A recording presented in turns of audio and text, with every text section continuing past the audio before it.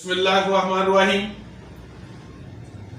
अस्सलाम वालेकुम व्यूअर्स, मैं मोहम्मद इसाक फरूक अज जिहड़ा तुहानूं नुस्खा दस्सण लगा वो नुस्खा जिहड़ा हैगा जी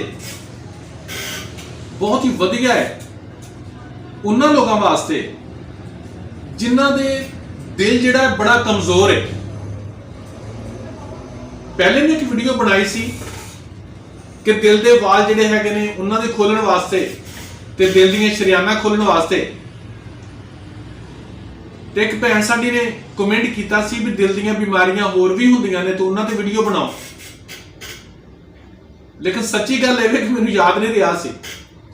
लेकिन अज वो कमेंट दोबारा मेरी नज़र चों गुजरिया तो मैं कहा चलो इस ते वीडियो बना दिंदे हैं।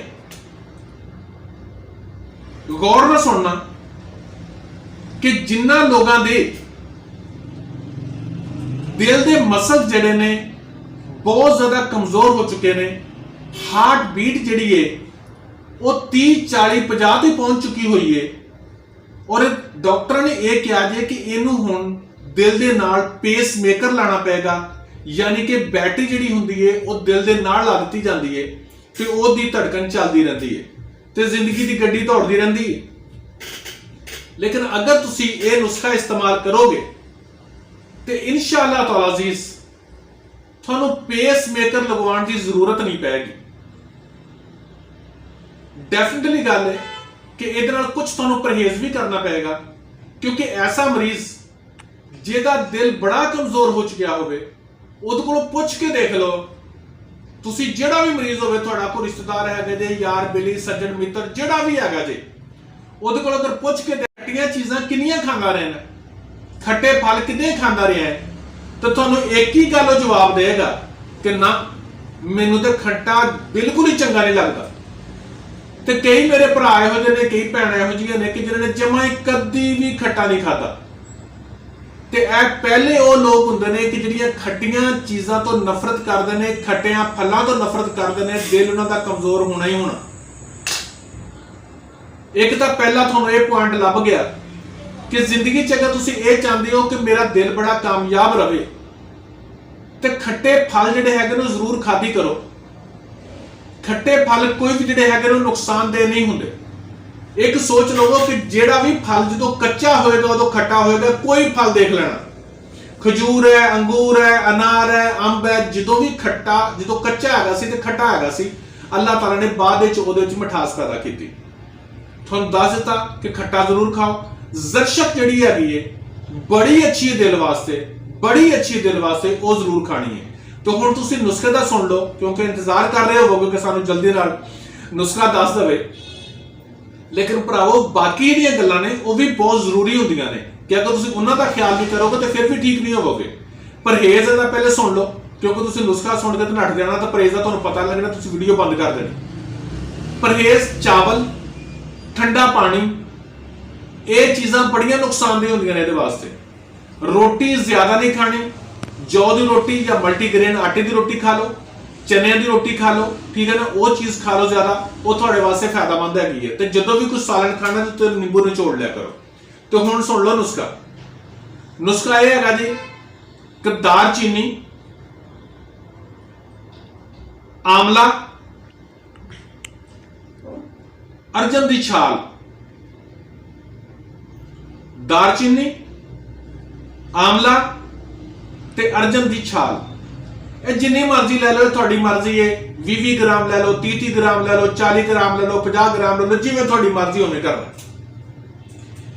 इन्हां दवाइयां नूं पहले अलग अलग पीसना, जे इकट्ठियां कोई नहीं पीसना, ज़हन च रख लो।